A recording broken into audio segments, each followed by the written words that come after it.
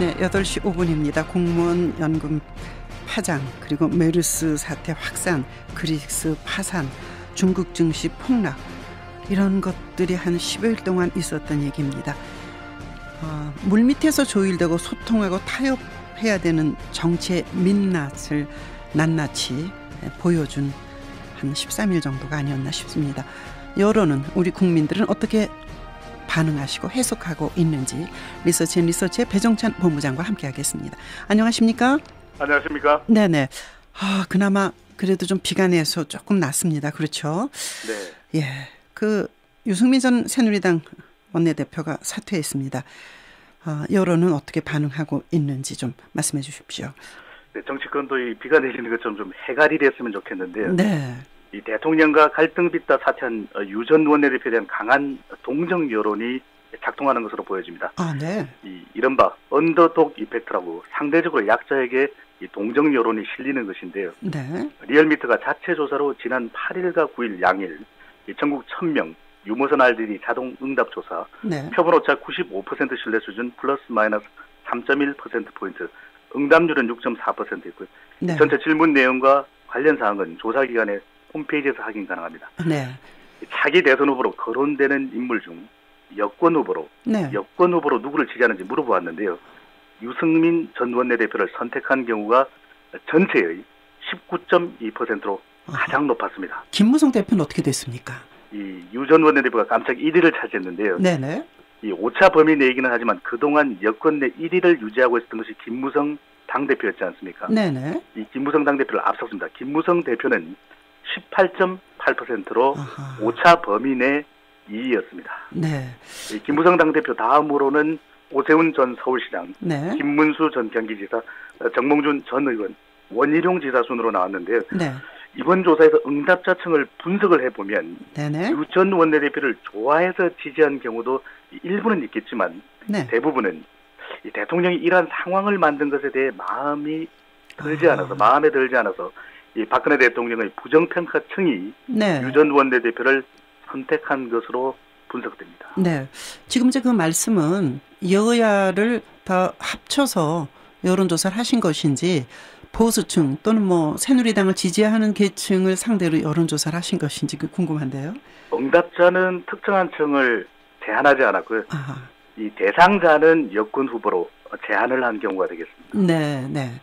그렇다면 대상자를 그렇게 제한했다면 예를 들어서 새정치민주연합의 문재인이나 박원순 시장 이런 분이 들어가지 않은 대상자 속에서 유승민 대표가 1위를 했다는 것은 역선택의 가능성도 있는 거 아닌가요? 그렇습니다. 앞서 말씀드렸던 대로 이 유 전 원내대표를 좋아해서 매력적인 인물이라서 선택을 한 경우도 일부는 있겠지만 네. 대체적으로는 이 박 대통령을 부정평가하는 점, 즉 다시 말씀드리면 새정치민주연합 또는 다른 응답자층이 네. 선택을 한 것으로 보여집니다. 예. 대구 경북 지역의 여론이 참 궁금합니다. 그쪽 지역에 기반을 다 두고 있기 때문에요. 네, 유 전 원내대표가 대구 경북 지역의 일부 여론은 붙들었지만 네. 이 유 전 원내대표의 가장 큰 고민은 새누리당 지지층의 인심을 잃은 점으로 지적될 수 있겠는데요. 네. 리얼미터의 차기 대선 후보 조사 결과를 보면 대구 경북 지역에서 유 전 원내대표를 선택한 경우가 10명 중 3명 정도인 26.3%를 차지했습니다. 네. 이전 조사와 비교하더라도 급 상승한 경우로 볼 수 있겠는데요. 네. 유 전 원내대표에 대한 지지층이 급격히 불었다기보다는 이 지역에서의 박 대통령의 직무 수행에 대한 부정평가층과 네. 이 새누리당 지지층이 아닌 응답자층에서 유 전 원내대표를 선택한 것으로 풀이할 수 있겠는데요. 네. 이 지역별로 보면 광주 전라 지역과 대전, 충청, 세종에서도 유 전 원내대표가 1위를 차지했습니다. 네. 아시는 바와 같이 광주 전라 지역은 새정치민주연합의 텃밭 아니겠습니까? 그렇죠. 예. 또 대전, 충청, 세종은 다른 어떤 지역보다 변동성이 많다는 점에서 네. 또 이 새누리당 지지층에서는 유 전 원내대표가 10명 중 1명 정도에 불과한 10.1%의 지지율에 그쳤기 때문에 네. 이러한 것들이 유 전 원내대표 지지율의 현 주소를 설명한다고 할 수 있겠는데요. 이 한편 고무적인 점은 중도층과 40대 유권자들로부터 유 전 원내대표가 주목받았고 네. 이 전국적인 인지도 상승 효과를 누린 점은 이번 어떤 사태에 네. 유 전 원내대표가 얻은 점이라고도 할 수 있겠습니다. 네, 그 말씀은 이제 중도층 40대의 지지층을 얻었다는 것은 새로운 보수에 관한 기대를 하고 있었다 이렇게도 볼 수 있는 건가요? 그렇게 볼 수 있겠습니다. 이 과거 새정치를 이야기를 했던 안철수 의원의 경우에는 주로 2030 세대의 지지를 받았던 반면에 네네. 이 대구 경북 출신인 유 전 원내대표가 수도권 지역과 특히 40대 화이트 칼라에서 이 반응을 이끌어냈다는 점은 네. 이 새로운 어떤 기대감도 작동된 것으로 보여집니다. 네, 충청권 말씀하셨습니다만 이제 충청권이 언제나 그 대선에서 캐스팅 보트 역할을 하고 있지 않았습니까? 특히 이번에 그 유승민 전 원내대표 물러나라는 것을 충청권 의원들이 기치를 들고 나섰단 말이에요. 이런 것도 충청권의 표를 얻는데 조금 어려움이 있었지 않을까. 유승민 대표 입장에서 본다면 김무성 대표의 지지층은 변함이 없나요? 그렇습니다. 김무성 대표의 경우에는 지지율에 큰 흔들림은 없습니다. 네. 왜냐하면은 대통령하고의 관계와 그리고 당과의 관계에 있어서 당대표로서 사실 취할 수 있는 행동이 많지 않았지 않습니까? 네. 그렇다면 대체적인 지지층들은 그래도 당대표가 힘쓰고 있다, 수고하고 있다라는 대체적인 평가였고요. 네. 하지만 앞으로 대통령과의 관계 그리고 당과의 관계에서 김무성 당대표가 어떤 입장을 취하느냐에 따라서 이 김무성 당대표 자신의 지지율에도 영향을 받을 것으로 보여집니다. 예. 대개 이제 이런 조사를 해보시면, 그 당시에 어떤 사건 또는 뭐가 이슈가 있을 때 나타난 여론이 계속 될 수 있는 조건이나 여건은 어떤 거고, 또 얼마 후에 이런 것이 사라지는 걸로 보십니까? 경우에 따라서는 다를 수 있을 텐데 이번 경우에도 또 차기 대선 후보 지지율에서 중요한 점은 무엇보다도 얼마만큼 주목을 받고 있느냐가 중요한 것이거든요. 네. 이 유 전 원내대표는 자신과 관련된 거취 정국이 오랫동안 되면서 전국적인 주목을 받았고 또 스포트라이트를 받았지 않습니까? 네, 네. 그렇게 많이 일반들에게 노출되었던 것이 지지율이 상승하는 또 대통령과의 관계에서 언더독 이펙트, 동정론을 네. 얻었다는 것인데 이 무엇보다도 자기 스스로가 만든 지지층이 형성되지 않으면 이러한 지지율은 결국 오래가지 못하는데 얼마만큼 갈 것이냐는 저도 정확히 예단하기는 힘듭니다만은 네. 이 오랜 상당한 기간은 되지 않을 것으로 그렇게 보여집니다. 네, 노출 빈도 때문에 얻은 게 많을 것이다. 그런 말씀입니다. 자, 청와대가 현규한 정무수석을 임명해서 당 총관계의 정상화 의지를 드러냈다고 봅니다. 박근혜 대통령의 부정평가 요인의 핵심은 무엇입니까? 이를 지켜본 국민들은 보다 더 일찍 대정당, 대국민, 이 대국회 소통 채널을 더 적극적으로 가동하지 않았냐는 이 만시지탄의 여론이었는데요. 네. 한국갤럽이 자체 조사로 지난 7일부터 9일 전국 1,001명 휴대전화 RDD 조사 표본 오차 95% 신뢰 수준의 플러스 마이너스 3.1%포인트, 응답률은 18%였고요.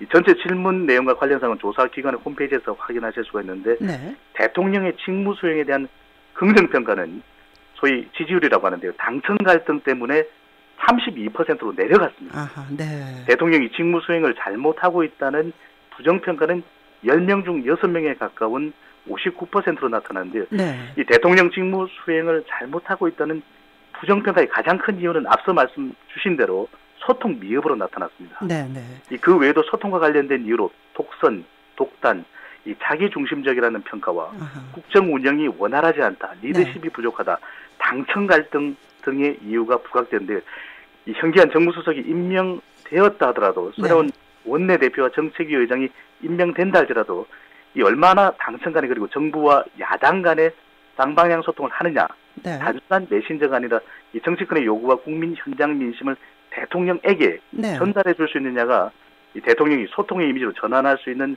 전제 조건으로 국민들은 보았습니다. 예. 근데 이제 그렇다면 대안 세력으로 인정받는다면 새정치연합이 지지율이 올라갔어야 되지 않습니까? 그쪽도 뭐 내부 싸움 상당한데 그쪽은 어떻습니까? 3차 혁신안에 대한 평가라든가 그런 것도 나왔습니까? 수차례 혁신안 3차까지 나왔는데 불구하고 실행이 되어야 이 지지층들은 움직일 수가 있을 텐데요. 네. 이 당대표로 선출하는 28 전당대회 직후에는 컨벤션 효과를 보여주면서 이 새정치 민주연합 지지율이 30% 가까이 올라갔었거든요. 네, 네. 그러면 7월 둘째 주에 한국갤럽 조사 결과를 보면 이 정당 지지율이 23%로 하락 정체되어 있는 상태입니다. 네. 메르스 사태로 대통령 지지율이 내려갔고 네. 국회법 개정안 이슈로 새누리당 내용이 깊어졌다면 이 새정치민주연합이 반사 이익을 얻어야 되지 않겠습니까? 그렇죠. 예. 그럼에도 불구하고 혁신이 설치 후 상당 시간이 흘렀지만 이 당내 공감에 충분한 효과를 내지 못하면서 이 지지층에서도 혁신적인 반응을 이끌어내지 못한 것이 이 지지율 정체, 네. 혁신안에 대해서 제대로 평가를 못 받는 근본적인 원인으로 풀이됩니다. 네, 하여튼 가와만사성이라고 옛날부터 그러지 않았습니까? 집안이든 정당이든. 그런데 새정치민주연합 안에 이제 신당설 호남 쪽에서 많이 나오고 있지 않습니까? 뭐 한 서너 갈래인 것 같은데 그런 것도 그 호남 쪽 여론에 또 뭐 전국적으로 반영이 돼 있나요? 네, 새정치민주연합의 전북도당이 전북도민들을 대상으로 실시한 조사에서 신당에 대한 기대감이 높았다는 그런 충격적인 그 결과도 알려지지 않았습니까? 즉 말하자면 태어나지도 않은 그런 정당에 대한 지지율이 높다는 거죠. 그렇습니다. 만들어지지 않은 정당에 대한 기대감이 높을 정도로 새정치민주연합의 현 상태의 변화를 원하는 상황인데요. 이 한국갤럽 조사 결과 새정치민주연합의 심장 아성이면 어디입니까? 광주. 광주 전라 지역인데요. 네. 이 새정치민주연합의 지지율이 광주 전라에서 29%입니다. 아, 네. 연중 최저치 수준을 기록했는데요. 지지할 정당이 없다, 선택하고 싶은 정당이 없다는 무당층이 절반에 가까운 48%였습니다. 아, 그래요? 네. 지역 기반 또는 텃밭이라고 할 수 없을 정도로 이 새정치민주연합의 이 지역에서의 지지율이 하락한 상태인데요. 네. 이것만 보아도 다른 정치 세력에 대한 선택 욕구가 그만큼 높아졌다고 할 수 있는데요. 네. 이 호남 지역에 대한 만족스러운 정당의 정책 서비스가 실종되면서 이 새정치민주연합에 대한 실망감이 더 커진 것으로 분석할 수 있습니다. 네. 이 새정치민주연합이 현재를 알고 싶으면 호남을 보고 네. 미래를 알고 싶으면 이 수도권과 2030 세대를 보라는 이 조언에 네. 새정치민주연합 지도부와 당내 의원들이 심각하게 귀 기울여야 하는 시점으로 보여집니다. 그런 여론조사 결과는 신당을 추구하는 분들 또는 분당을 꿈꾸는 분들에게 상당한 활력소가 될 수 있겠네요. 상당한 자극이 될 것으로 보여지고요. 네. 이 정치 혐오, 정책 서비스 실종, 정당 사유화에 따른 새로운 대안을 기대하고 있는 유권자층들의 마음도 움직여질 수 있을 것으로 보여집니다. 네. 오늘 그 여론에 비춰진 정치의 얼굴을 보여주셨습니다. 오늘 말씀 고맙습니다. 감사합니다. 네, 배종찬 리서치 본부장이었습니다. 저는 이런 말씀을 드리고 싶습니다. 2013년에 우리가 먼저 수소차를 개발했습니다. 그런데도 충정수라든가 인프라가 갖춰지지 않았습니다. 중국이, 일본이 먼저 이것을 치고 나가서 세계로 나가고 있습니다. 전기차도 마찬가지입니다. 정치권, 밥 먹고 사는 일자리, 창의 이런 거 뒷받침하셔야 됩니다. 정말 걱정입니다. 자, 0257님 스포츠 들으니까 힘이 나는 월요일입니다. 8350님 새로운 보수가 나와야 한다고 생각합니다. 이런 의견들 주셨습니다. 비 내리는 월요일 여러분 행복한 하루 그렇게 문을 여시기 바랍니다. 세상을 연다 박찬수입니다. 오늘 여기까지입니다. 내일 화요일 아침 7시에 여러분 다시 초대하겠습니다.